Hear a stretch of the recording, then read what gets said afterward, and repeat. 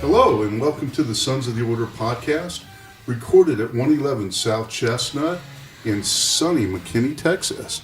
My name is Jeff. Hi, I'm Lainey. Long-time listener, first-time caller. I'm James. And I'm Chuck. And I'm Joey, trying to keep a manage on the audio here. And manage you do. Hooray for the manager. Yay, manager. Hey, our own George Martin. We're trying. No promises. For those youngsters, he did what? He produced the Beatles. The Beatles. Yeah, the Beatles. That's it, yeah. Well, Joey, welcome to Order 66 Toys. Yeah, welcome. Thank you, I'm the new guy. Actually, James is a new guy also. And so's Lainey. She's a new guy. She's not really the new guy. She's a new guy. Wow, does that She just had an operation. She's the new guy. Hello. Well, this is the first episode of the Sons of the Order podcast. Like I said, we're here at Order 66 Toys in McKinney, Texas. We are an all Star Wars toy store, probably the only one in the nation. Oh, not probably. We are the only one in the nation. And one of only a few in the entire world. And I wouldn't be surprised if we even hold that distinct honor of being This the only store one, is 4,000 square feet of nothing but Star Wars awesomeness. Everyone's impression when they come in is if you're a Star Wars geek because you're listening to this, but everyone's impression when they come in is just they can't believe what they walk in and see. So it's a pretty amazing place. And Chuck, in the words of our friend Rocket Raccoon, Ain't nothing like me except me. That's right. There you go.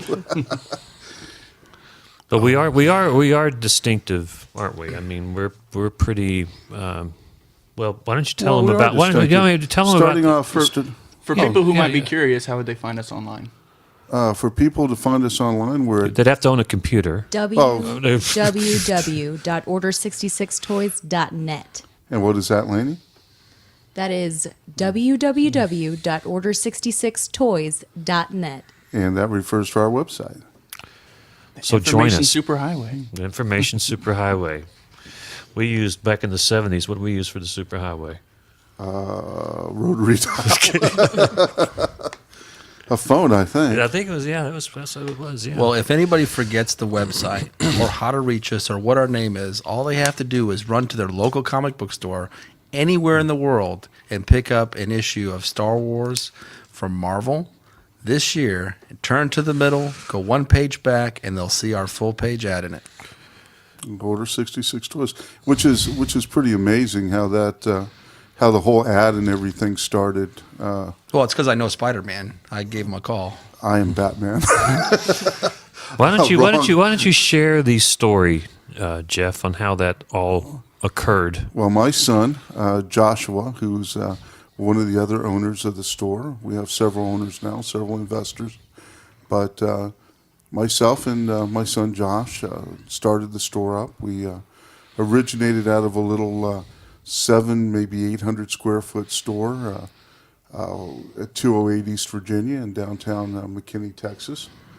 It was so much fun for us. We were there for about 2 years and moved from that beautiful closet full of toys to 111 South Chestnut to a 4,000 square foot superstore.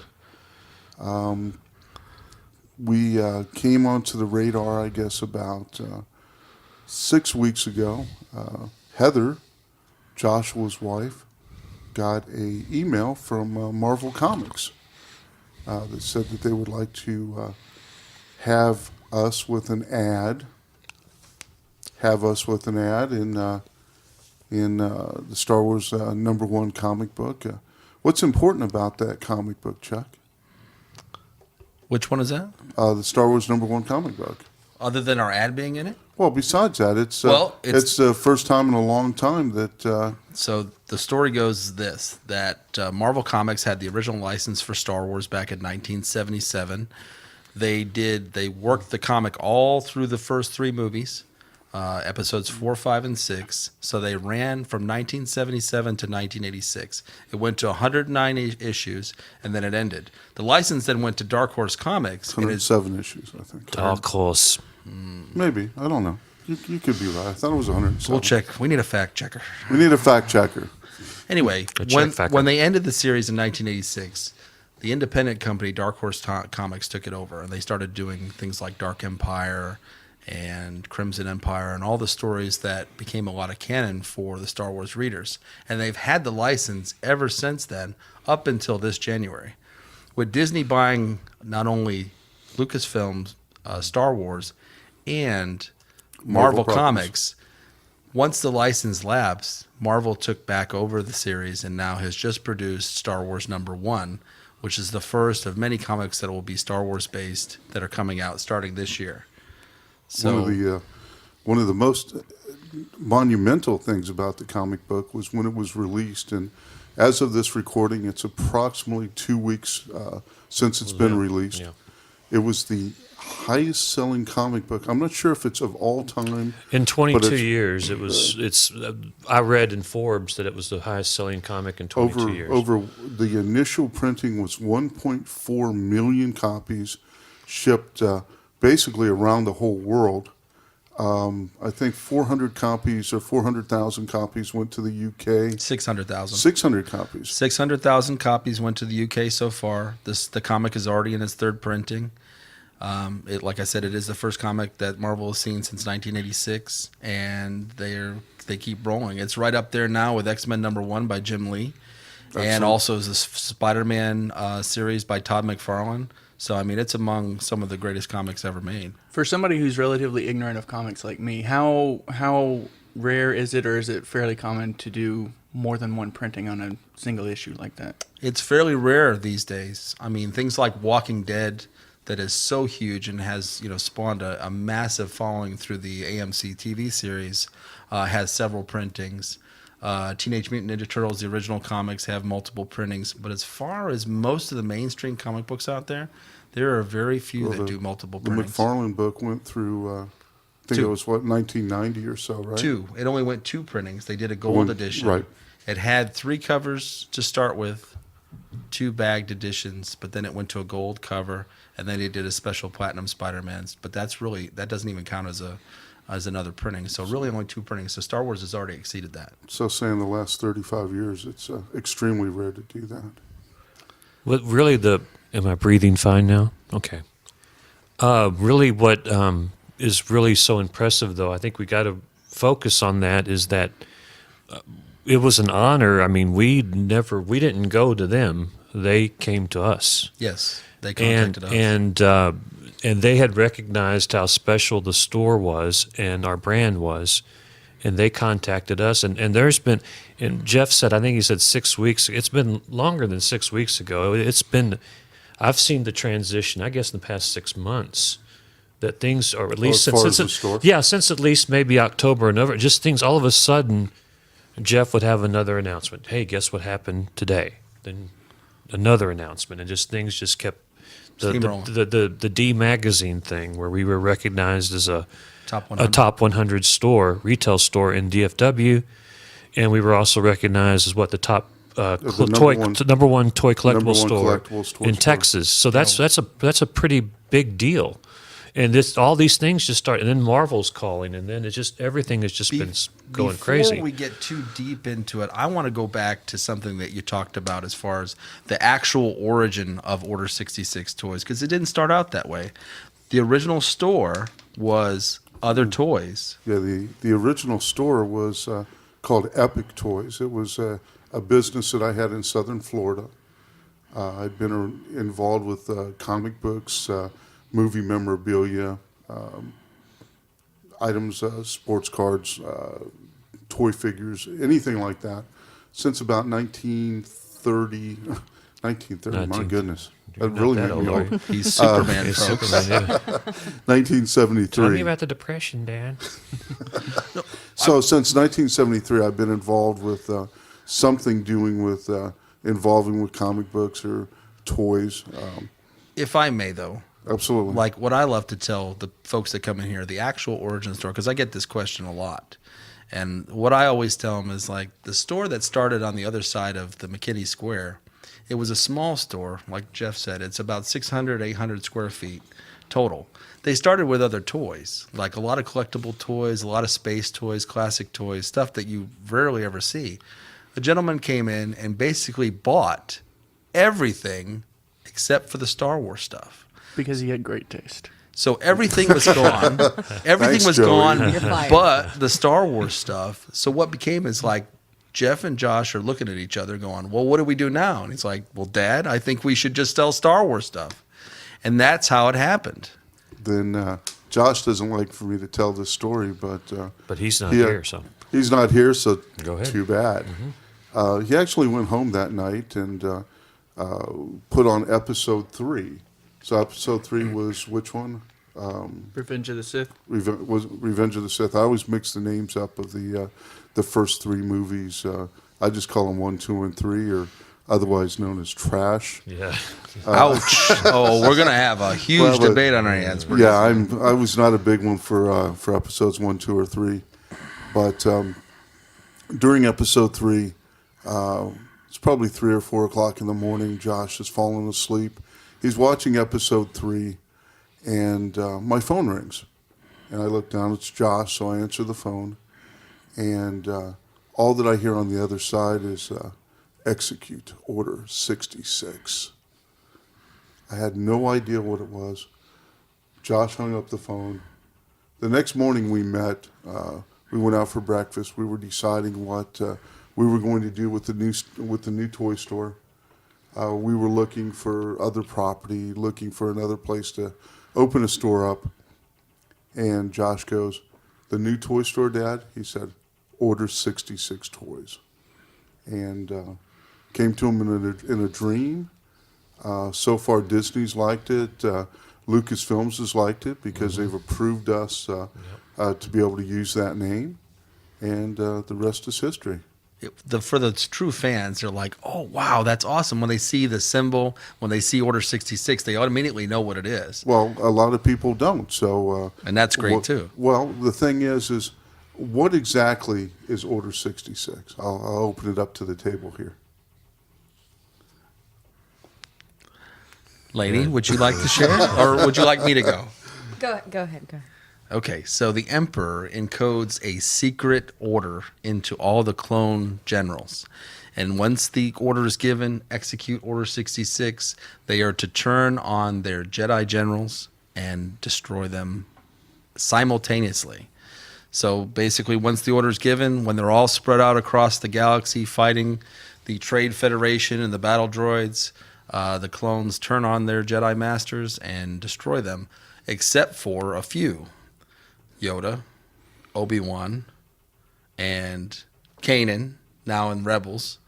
Very few Jedis make it out of that. So, But it was what? The order to eradicate all the Jedis. basically, yes. Okay.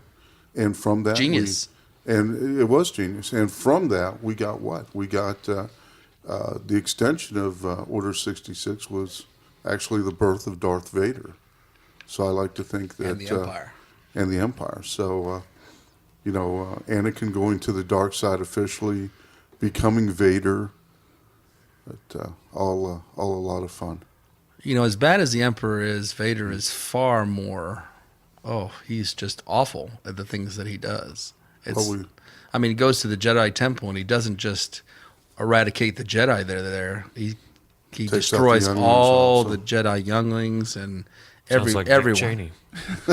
Yeah, exactly. It's one thing to be the Insert puppet master. random political and joke. It's one thing to be the puppet master. It's something different to actually be the one executing the orders. It actually doesn't. Even though the Emperor himself kills his master, Yeah. Plagueis, and all that, and overthrows him. I do believe Vader is far more wretched. Like Dick Cheney. Wow. That's why he's my favorite. Well, we did say, and you said on several occasions, the whole Star Wars story is what? It's the story of Darth It Vader. is the story of Darth The tragedy of Darth Vader, as I like to call it. Vader. Very Shakespearean. Shakespearean, Very. yes. Absolutely. In all of its tendencies. Well, Spielberg really modeled it after Lord of the Rings. So, and Lord of the Rings is modeled after Nazi Germany, so Europe at the time. So, I mean, that's kind of what it's all based off of. Well, you can see that in even the stormtroopers and. So was Tolkien? Oh, never mind. I'm sorry. That was just a joke. Wow. But you can see that.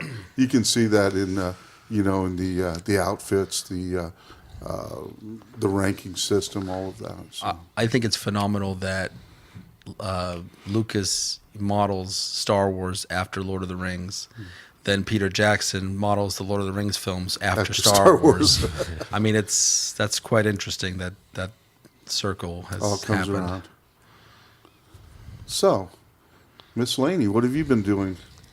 I have currently been working on getting together our website for all of our listeners who are not in the DFW area. You mean www.order66toys.net? That Yes. Website? Yes. Oh, that's or- a shameless plug. You are no thespian, but nothing wrong with that. But go ahead. Yeah, we've been super busy just, putting all of our inventory on there right now, working with the vintage collection that we just recently acquired. We have about 200 vintage carded figures, and it's just the most amazing thing to see because a lot of these figures, most people don't get to see them live in person, like once in their lifetime. So it's truly something we've magnificent to work with. We've picked up almost a complete collection of the original 12-back figures.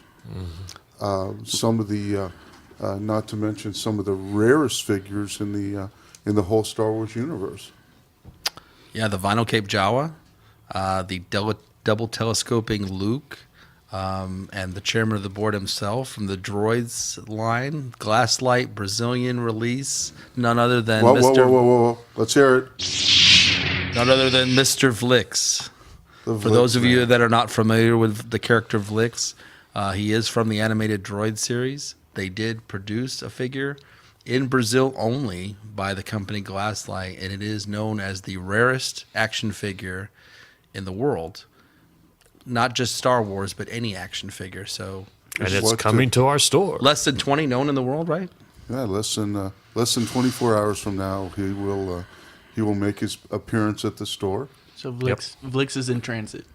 He Flex is, is in as a transit. matter of fact. I think he's probably in Austin right now. So he is an awesome. We actually found a Vlix that was graded. It's a graded 75. So out of it's a excellent to near mint piece. It was graded by AFA, the Action Figure Authority. It is an absolutely brilliant example of it. It's encapsulated and probably how many are known? I think we Less did than 20. Less than 20 total of this piece is known. Now you told me the other day that it was not actually released. So are there any carded versions available anywhere, Yeah, or are they yes. all loose? Yes, it was They're- actually released, but it was only released okay. in Brazil. Oh, I got you. It was released in Brazil, and then the word to squash the line came down from Kenner. So a couple of these did escape the factory. There are a couple of coins out there with it.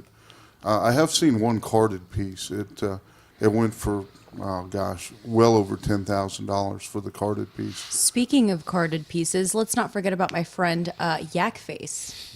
We do have some Yak Faces, and Yak Face was a figure that was released only in Europe. It was released in Canada too, wasn't it? He was released. He was released as part of the Power of the Force line, but he was the last figure ever produced. You're absolutely correct. The very last cases that came out for the Return of the Jedi, the tail end of that was the Power of the Force line. They released 17 figures at the tail end of that, and he was number 17. So only a few cases that existed that were made it to the toy shelves and were bought. Those are extremely rare because the Power of the Force come with coins. Now they did release a tri-logo version overseas, which is was a the little overseas bit version. more common. Not a lot more common, but it is a little bit more common. But Mr. Yakface is the rarest regular figure The out regular there. release figure. Chuck, if you could help me out, my mind is drawing a blank right now. How many do we have in the store? I believe we've got 4 or 5 floating around here. It's hard to keep track. We've got so Yeah. much. Including, the carded yak face that we have. Actually, we've got 2 now. Now, Lainey, you said you're kind of in the process of loading things onto the website as far as the vintage inventory and everything. That's such a small part of what's here. If you guys had to guess, how many pieces total would you say you had in the store? More than 5. But Definitely more than 5. And less than 1 million. There are I've had more than 5 There once. are at least 2,000 regular action figures on our main wall alone, and the store is so much bigger than just that wall. There are literally thousands and thousands and thousands of Star Wars pieces here. One of the things that we pride ourselves on is as you walk into the store, on the left-hand wall, the whole wall, which represents probably I don't know, there's probably a good 3,000 or 4,000 figures on the wall at this point. 2,000. Chuck says 2,000, but there's a solid 2,000 figures on the wall at this point. Every single one of them is priced at $7.66. So it's one of There those are things. some exceptions, but There's not some very minor many. Yeah. exceptions, but they are clearly marked. But Yep. you can bring your child, you could bring in your friend, any collector, and you can come out to the store at, again, shameless plug, 111 South Chestnut in McKinney, Texas, and leave here with something, a vintage figure, whether it be from 1995 or the early 2000s. Well, those figures, the Power of the Force figures, the resurgence of Star Wars in '95, is the main part of the figures that are on that wall and have Absolutely. become quite collectable now, because now that we're in 2015, the figures are now They're 20 years old. which is insane, because I remember taking Josh, to our local big box store and buying those figures, and him collecting them. So I remember when my brother was older than me, and he always had the Star Wars toys. I was a little bit too young for the original line, and so when they decided to start producing new figures in '95, that's when I got hardcore into collecting. And my very first job, I had to get a job when I was 16 because I got a speeding ticket. And so my very first job, Nice. if I got to work somewhere, I'm going to work at Toys R Us so I could get first dibs on all the figures there. So Worked out pretty well. For the listening audience, Joey is our token bad boy. All them speeding tickets. Don't be so sure. So let's see. We're just kind of making this up as we go along. Well, this is the first go of it. Well, what's important to say too is, so you mentioned the figure wall that's mostly 766, but in the other direction, there are items in here that are 10,000 or more. Yeah. Well, we try to cater to basically anyone that's a collector, or just that father and son out, or son and daughter, out on a walk around McKinney, coming down to visit us, and anyone. I mean, we have prices in the store from $2.50 all the way up to maybe $20,000 for a single item. And That's what's really nice to see now too, is there's a lot of girls that come in to buy Star Wars stuff. tremendous amount of girls. There's so many more Star Wars fans that are either little girls or women that come in that are. Can you confirm that, Lainey? No. Well, She speaks for all women. one of the She is Almost. woman here, or one of the things that I always like to talk about is just the brilliance behind the whole marketing plan with the Star Wars movie, with Episode 4, and how Lucas was such a visionary that he kept the marketing rights to all of the toys, all the things that were coming out at that time. Well, it's not even that.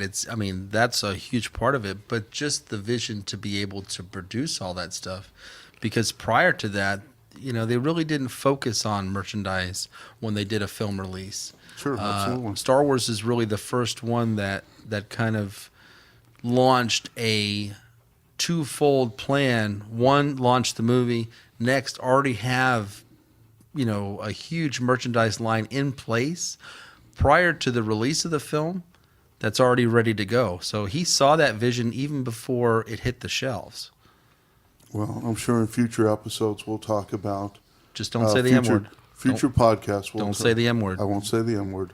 We'll save that for maybe the next podcast. But we'll talk about how the toys were presented, how they were presented to the customer base, and just the brilliance behind all of that.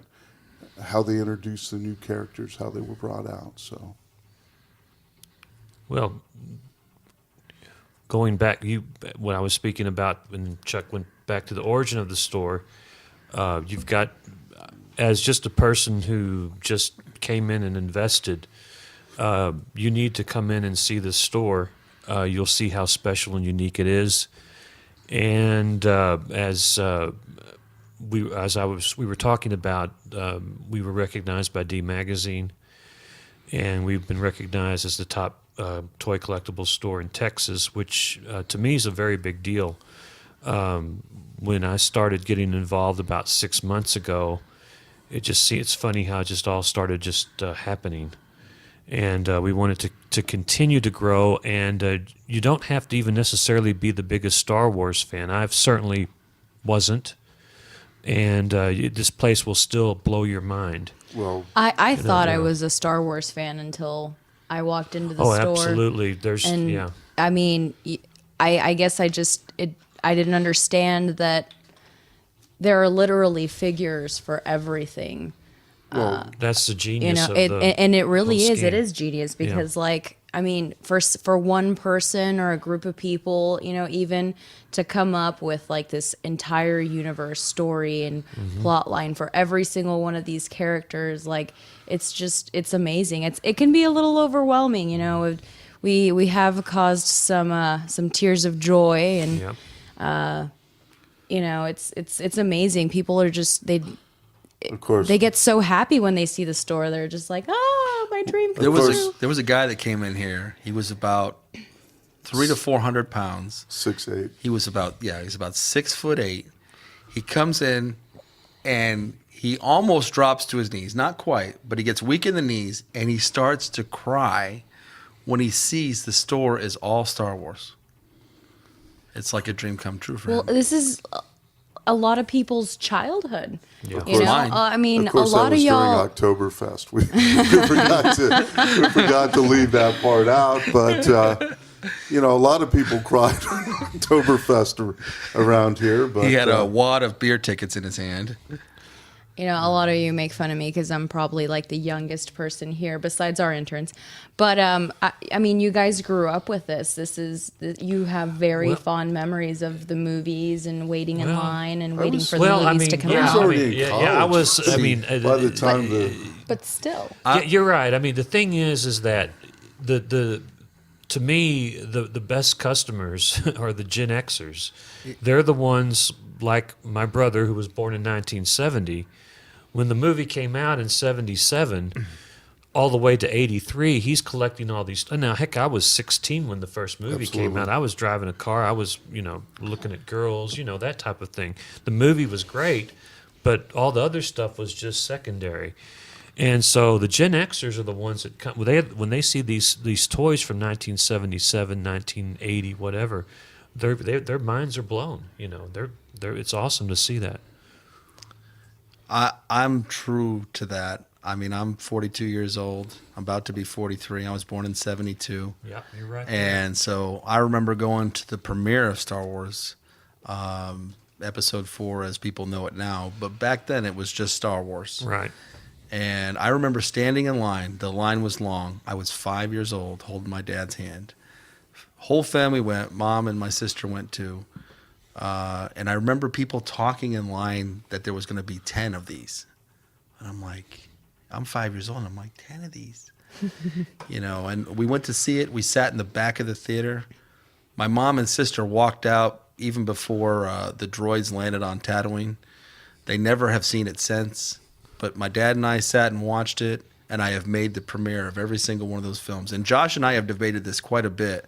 And I said, you will never understand exactly what that feeling was like in 77 to go see it as a kid. And no matter what, because of all the technology changes that we've gone through now with cell phones and the internet and stuff, back then we didn't have that. So, to see Star Wars for the first time when it was released before anyone had ever seen that stuff, and being my age, it was the biggest thing I had ever seen in my life. And it still is. Not only that, but with the introduction of New Hope, of Star Wars, wasn't that when they came out with the THX, the whole... Absolutely. So that the whole new... Not only did Lucas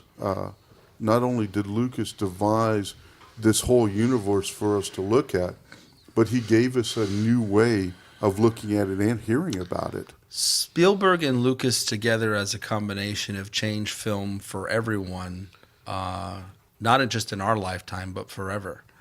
And the contribution that both Jaws and Star Wars had on film is enormous. I don't think people get that. I was about to say there was a big slump in the movie industry. I would say probably in the 70s up until, there were good movies, I'm not saying that, but it seemed like when the first Star Wars movie and Jaws, when those movies came out, it seemed like it was something different had happened, and that there was this new movement in movies. I'm not criticizing all the movies from the 70s, but the early 70s or mid 70s, but it just seemed like there was something new happening, and there was a great change. So I can see that. It's as a person who likes music, I can put on Sgt. Pepper and I love it, but I wish I could have been there when it first came out and I first heard it. I can only imagine what that could have been like. Well, look at after Jaws. After Jaws, then you have Star Wars, and then you have Alien. Then you have Raiders of the Lost Ark. Right, yeah. You Raiders have of the Lost, yeah. You have The Matrix. You have Predator. You have it was a total change. Alien. It was You have revolutionary. so many different franchises that have spawned just from the technology that Jaws and Star Wars brought to it. It's amazing. Jaws is the first blockbuster movie ever, but Star Wars, revolutionized filmmaking forever. That's one of my... I can't say it's a regret because obviously I had no control over the matter, but I was born in 82, and so I never actually saw them... My God, I was in college. In the original run. And 83, so I was married. I can only... I just wish I could have been there for it. That would have been really cool. Well, let's do this. We've run our time for today, at least for this episode. Why don't we go ahead and sign off and say thank you. Let's see. Plug the website again. Don't breathe into the microphone. Don't breathe into the microphone. Let's plug the website. Well, for those out there again. The podcast is recorded at Order 66 Toys. We're at 111 South Chestnut in McKinney, Texas. Our website is www.order66toys.net. And if you ever have any information or would like to sell a toy or know a little bit more about one, you can call us here at the store at 214-519-3979. That's Central Time.